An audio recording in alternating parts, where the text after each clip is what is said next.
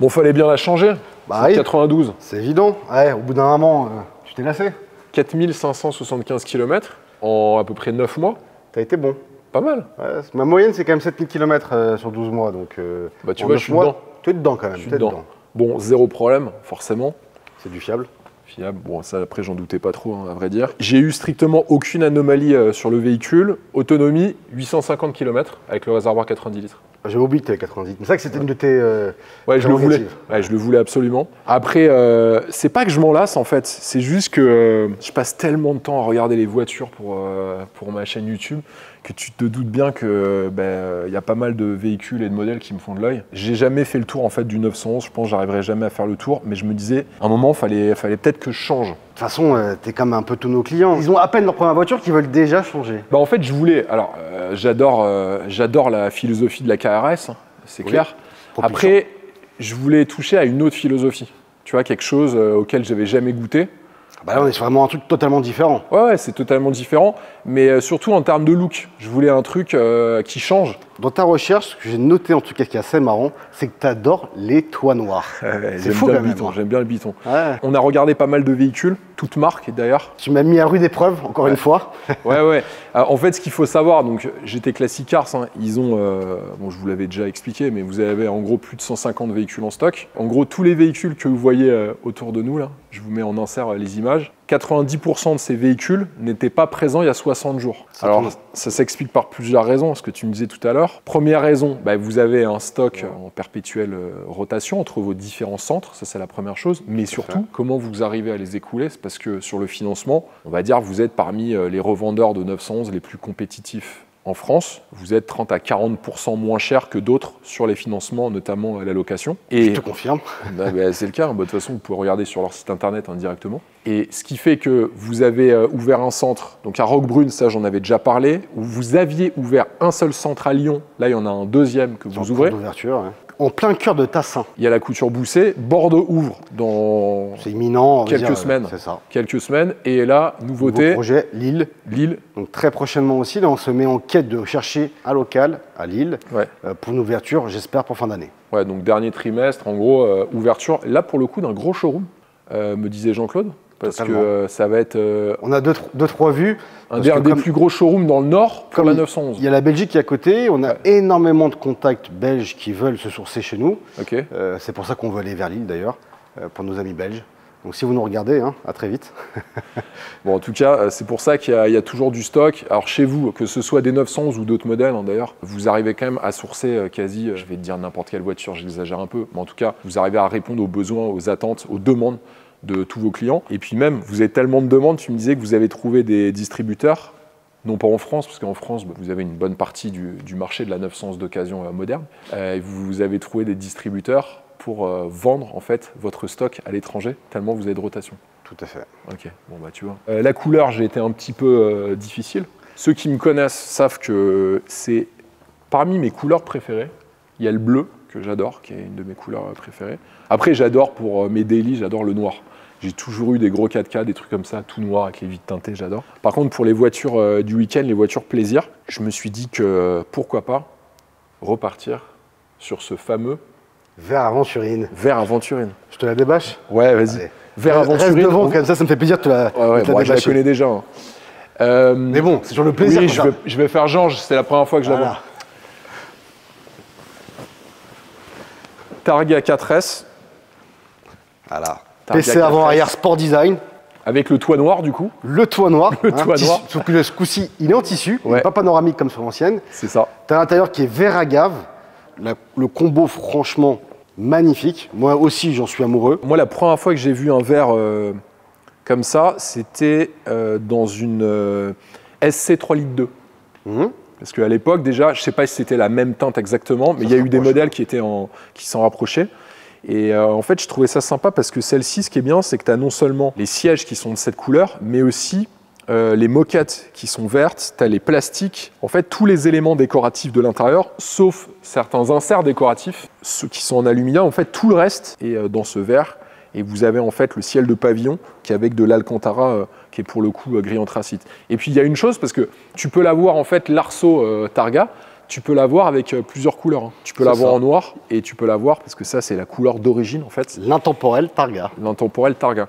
Les toutes premières Targa, pour votre information, en fait, elles ont été créées aux États-Unis. Si ma mémoire est bonne, vous me direz si je me trompe. Elles ont été créées pour des normes de sécurité, parce qu'à l'époque, ils n'avaient pas le droit de commercialiser des modèles cabriolets, et il y avait beaucoup de demandes là-bas. Du coup, ils avaient installé cet arceau. L'arceau pour la sécurité. Il me semble que c'est... Avec non pas une vitre à l'arrière, mais tu avais un plastique en fait, c'était une bâche. Ouais. Et après, ils l'ont passé avec du verre. Et puis, au fur et à mesure des années, la Targa a évolué. Jusqu'au milieu des années 90, où là, ça a complètement changé, puisque tu as eu la 993, si je ne me trompe pas, qui a en fait adopté un nouveau style. Tu n'avais plus cette barre sur la 993, tu avais en fait un toit complètement vitré, qui a été repris sur les 996. Et il faudra attendre la génération des 91 pour voir réapparaître cet arceau, cette fois-ci avec un système motorisé. Ce qui n'était pas le cas avant, il n'y avait pas de système avec le toit qui se lève, etc. À la main. Exactement. 3, 2, 1, talk to me.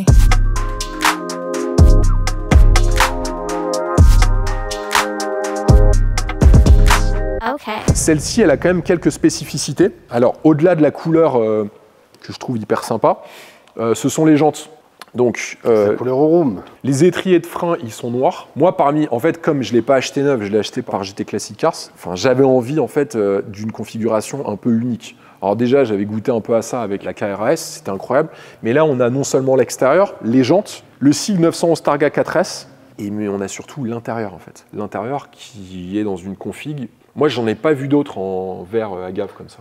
En plus, particularité que tu aimais beaucoup, c'était l'intérieur 930, ouais. Donc le gaufrage des sièges et des contreportes pour le petit clin d'œil au Porsche 930 Turbo. Donc les jantes, on est sur les Exclusive Design, on a le PDCC, PASM bien sûr. Elles sont laquées au room, ça c'est Porsche Exclusive Manufacture, c'est pour ça qu'on n'en voit pas beaucoup en fait. Et le Targa de l'Arceau est dans la même couleur que l'Arceau, ça aussi c'est assez joli. On est sur une version 4 roues motrices.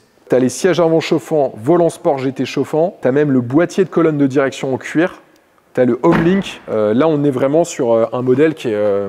très bien configuré. Qui est hyper bien... Et tu as oublié une option que tu voulais d'ailleurs, après le sport, tu voulais les sièges ventilés.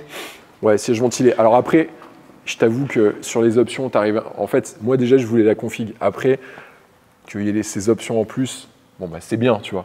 Mais moi, je ne suis pas rentré dans si tu veux, une liste de mes envies qui était non plus ultra précise. Sinon, en fait, ta voiture, tu vas l'acheter neuve. C'est pas évident. Ouais, c'est pas évident du tout. Il faut faire forcément des concessions, parce qu'on est sur le marché de l'occasion, et sur le marché de l'occasion, on ne peut pas non plus avoir sa liste à 100%. Il faut qu'on ait une base. Ta base, c'était verre aventurine, c'était pare-choc avant arrière sport design, et à l'intérieur, un peu différent. Ouais. Par chance, on a trouvé du verre à gaz, que c'est ce que je m'avais d'ailleurs cité, mais c'est eu de la chance qu'on a pu le trouver. Après, on en avait trouvé une autre qui était en argent GT, en Targa, argent GT qui était très belle, intérieur rouge. Le problème, c'est je trouvais la config, je la trouvais vraiment belle parce que là aussi, c'est atypique comme, comme configuration. Mais je pense que je me serais lassé plus rapidement du rouge. Et je trouvais que l'intérieur vert, j'ai jamais eu de voiture avec l'intérieur vert. Je pense que tu n'en as pas beaucoup, l'intérieur vert agave. Non, avant, dans les générations 96, le vert, je ne sais pas si tu te rappelles, c'était un verre très flashy, donc ils ne le vendaient pas. Et souvent, quand les gens ont dit du verre dans un cuir vert, ils ont peur, ils se remémorent le verre des 96 qui faisait mal aux yeux. Ouais. Aujourd'hui, c'est un verre qui tire sur le gris, qui est quand même très sobre et très classe, c'est vraiment très classieux. La Targa 4S, ça reste quand même un véhicule très sportif. 450 chevaux, 4 roues motrices. Puis bon, là, tu as le PDCC, tu as énormément d'options qui font que la voiture, elle est ultra performante. Tu n'es pas sur le châssis d'une GT3, il ne faut pas non plus exagérer, on en est même loin. Mais après tout, ça, c'est utilisable tous les jours. Totalement. La GT3, ça allait un petit peu moins quand même. Beaucoup moins. Ouais, beaucoup moins. Déjà, ta 2S, tu pouvais l'utiliser tous les jours quand tu avais envie. Oui, bien sûr. Moi, je fais mes rendez-vous clients avec. Ah, mais c'est vrai, je sais. C'est vrai. Mais en fait, et puis les gens adorent, contrairement à ce qu'on pense, c'est assez marrant parce que les gens ont dit mais attends, mais c'est pas possible d'utiliser ça tous les jours. En fait, la Porsche 911, qu'on le veuille ou non, c'est un capital sympathie fort. C'est comme une Ford Mustang. Une Ford Mustang, ça coûte pas très cher, coûte une super belle, c'est 50, 60, 70 000 euros. C'est déjà un gros budget, mais c'est toujours moins cher qu'une Porsche. C'est un énorme capital sympathie. La 911 aussi. Il y a certaines marques qui ont un capital sympathie auprès des passionnés comme moi, super élevé. Moi, je vois une Ferrari, je suis subjugué à chaque fois, j'adore cette marque. Mais certaines personnes vont peut-être percevoir l'objet différemment d'un passionné comme toi et moi. Vous n'avez pas ce problème avec la 911. La 911, moi je vais voir tous mes clients avec, les gens trouvent que c'est vraiment une vraie voiture de passionné. Totalement, ils sont contents en général. Du coup, t'es bien perçu. Ouais, puis ils aiment bien parler en général des options. C'est directement friendly, la 911, par rapport effectivement au Ferrari. Exactement. Toi, dans les voitures que tu vends, la Targa, ça représente quoi en pourcentage? Pourcentage de vente à Targa, enfin, si je mélange les deux générations, donc 91-92, je pense qu'on va dans les 5%. Ouais. Ce qui est pas mal. Hein. Ouais, c'est plutôt c'est un produit qui est très demandé. Pour moi, c'est un intemporel de chez Porsche. T'en vends plus que des cabs? Bah, le cab, c'est un grand sujet. Parce que le cab aussi, la capote toile, il ne reste pas beaucoup de véhicules de sport avec des capotes 100% toile. Ouais. Donc la 911 cabriolet est quand même assez aimée aussi. Mais je pense un peu plus de cab quand même. Parce que en termes de budget, c'est plus abordable. Voilà, un peu plus abordable. Donc du coup, j'en écoule un peu plus en cabriolet. Mais la cote d'amour, c'est sûr qu'elle va plus sur une Targa. Mais pour un 911 cabriolet aussi, il y a une belle cote d'amour grâce à ce dernier véhicule de sport avec une capote en toile. Bon, en tout cas, merci Mika pour m'avoir trouvé cette voiture. Juste, on va regarder deux, trois éléments derrière quand même, parce que bon, déjà le Targa, pardon, 4S, vert aventurine. Il est vert aventurine, comme le reste de la carrosserie. C'est beau, hein. Ouais. Bon, monogramme noir brillant. Sur le vert aventurine, pareil, c'est ce qu'il fallait. Échappement sport. T'as la vitre arrière qui est surteintée. Bon, regardez plutôt l'intérieur de la voiture. Franchement, je vais pas vous dire c'est une œuvre d'art, parce qu'après, il y en a certains qui vont me dire qu'il y a des voitures 10 fois plus chères, 10 fois plus belles. Bon, en tout cas, pour moi. Alors, tu sais, c'est marrant parce qu'en 2010, la première Porsche que j'ai failli acheter, c'était une Targa 3 litres 2, boîte G50 de 1987, si je ne me trompe pas. Et en fait, la voiture, à l'époque, coûtait 18 200 €. Elle était en annonce à 18 200 € avec 90 000 km. C'est hallucinant. Hein. Mais à l'époque, c'était pas très recherché. Je sais pas combien ça coûte maintenant, mais au moins 40-50 000 € un véhicule comme ça. Ouais, minimum. Hein. Voilà. J'avais le budget à l'époque, et le propriétaire, m'a sorti les factures d'entretien. Et là, je me suis dit, mais en fait, je vais pas pouvoir, je vais devoir vendre un rein, je pense, ou vendre une jambe pour une greffe, ou je sais pas quoi. C'était hors de prix sur l'entretien, parce qu'il y avait certaines voitures qui étaient restées très longtemps dans des garages, qui n'avaient pas été roulées, et du coup, j'avais pas acheté le véhicule. Pourtant, c'était pas un gros prix, 18 200 € à l'époque. Non, c'était vraiment pas mais cher. l'entretien, il était juste hors de portée par rapport à moi. Et donc, du coup, depuis, j'ai attendu 14 ans pour passer sur cette Targa. Comme quoi, faut être patient, aller en avant. Je t'ai fait un beau cadeau, en tout cas. Ouais. Entre ces générations anciennes et cette génération-là, il y a quand même un gap. Hein. Ouais. Alors, même si la nouvelle 992 phase 2 là, a été annoncée il y a quelques semaines, avec ce système d'hybridation. Donc je vous le rappelle, pour ceux qui ne sont pas au courant, ce n'est pas de l'hybridation rechargeable.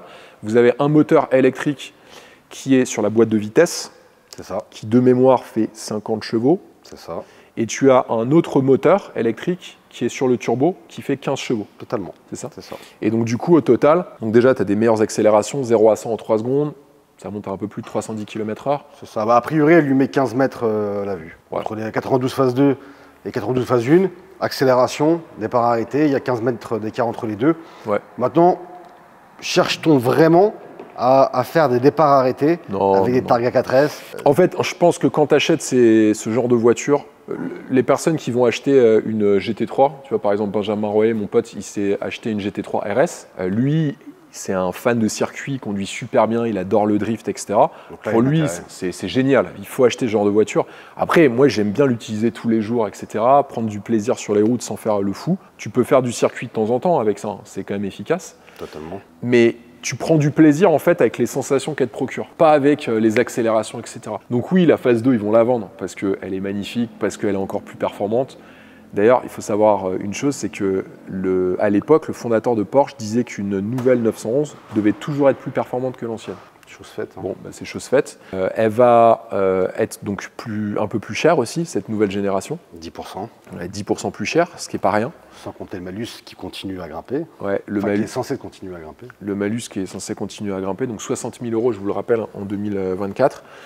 Et là, j'ai 2 ou 3 contacts à l'Assemblée nationale qui me disaient que en fait, dans la nouvelle loi de finances qui est en train d'être discutée, il y en a certains qui proposent un malus écologique de 100 000 €.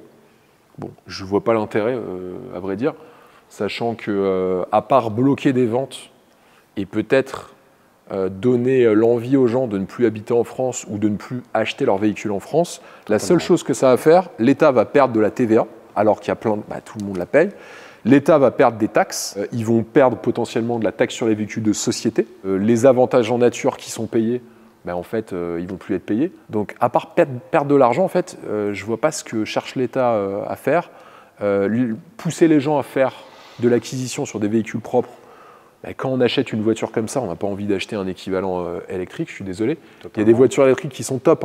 Pour des petits trajets urbains, c'est génial. Quand tu veux faire des longues distances ou que tu veux une voiture plaisir, surtout quand tu veux une voiture plaisir, il n'y a pas d'électrique aujourd'hui qui te procure les sensations que tu vas avoir dans une Targa. Ou même, là je vous prends des 92. Tu prends une Boxster S qui a, je sais pas, 20 ans, c'est une caisse qui est géniale à conduire et ça coûte 20 000 euros. C'est ça. 20-25 000 euros, tu n'as pas besoin de mettre des prix comme ça dans des voitures. Donc preuve que cette décision de vouloir faire une transition à marche forcée en augmentant d'année en année le barème du malus écologique, pour moi, c'est d'une débilité sans limite, je vous le dis. Et il y en a certains qui vont me dire que j'ai tort, etc. Peu importe. Moi, je vous dis qu'on me prouve le contraire, qu'on me prouve que le malus écologique va faire baisser et ralentir le réchauffement climatique. Pour moi, le malus écologique est une connerie sans fin. Franchement, je le dis. Je suis convaincu comme toi. Par contre, ce qui est bien pour moi qui vend des voitures d'occasion, c'est que ça me garde une cote assez constante et assez incroyable sur les véhicules d'occasion et que tout le monde se redirige sur les véhicules d'occasion. Donc du coup, je trouve ça dommage effectivement que ça casse un marché de véhicules neufs. Par contre, sur les véhicules d'occasion, il est en pleine croissance. Alors, il y a une chose aussi que je disais tout à l'heure, parce que je te disais que ton stock changeait tout le temps, et tu me disais que 90% des voitures qui sont ici, il y a 60 jours, elles n'étaient pas ici. Alors, il faut savoir une chose, vous pouvez regarder sur Internet. En 2023, c'est ce qui explique aussi ton succès dans la vente de ces voitures. Il y a un engouement grandissant pour la 911. Sur les chiffres de vente en 2023, dans le monde de Porsche, écoutez bien, ils ont réalisé sur la partie de vente de voitures neuves, une année record, 320 000 véhicules vendus dans le monde, toutes gammes confondues, 911, Taycan, Cayenne, Macan, Boxster et Cayman. Okay. Oui. 320 000 véhicules, il y a eu à peu près 90 000 Macan, 90 000 Cayenne, 40 000 Taycan et en nette augmentation, la 911 qui est passée de 40 000 environ, je crois en 2022, à plus de 50 000 unités vendues dans le monde en 2023. Hallucinant. Donc, ça a explosé, certes, donc ça a explosé sur le neuf et du coup aussi sur l'occasion. L'engouement pour cette voiture ne cesse d'augmenter, donc c'est bien pour ton activité. Mais aussi, ce que je tiens à préciser, c'est hyper important pour les passionnés comme moi. Le marketing est hyper fort aujourd'hui dans le monde de l'automobile, on le voit. Je ne parle pas de Porsche, je parle de tous les constructeurs automobiles de manière générale. Le marketing est tellement fort qu'on n'arrive pas à être convaincu, mais on arrive petit à petit à se mettre dans la tête, à cause de toutes les publicités, les communications, que le véhicule électrique est la seule et unique alternative à l'avenir. Ce n'est pas la seule et unique alternative pour l'avenir de l'automobile. Et du coup, on en vient souvent à se dire, mais je ne peux plus acheter ce genre de voiture, des voitures plaisir 100% thermiques. Preuve en est, les chiffres parlent d'eux-mêmes en fait. 50 000 911 vendus neuves en 2023 à travers le monde, avec bien sûr les gros marchés. Vous avez les États-Unis, la Chine, mais l'Europe vient juste après. Avec l'Allemagne qui débite beaucoup. L'Allemagne débite beaucoup, puis il y a d'autres pays. L'Angleterre, ils adorent acheter ce genre de voitures. L'automobile plaisir n'est pas morte.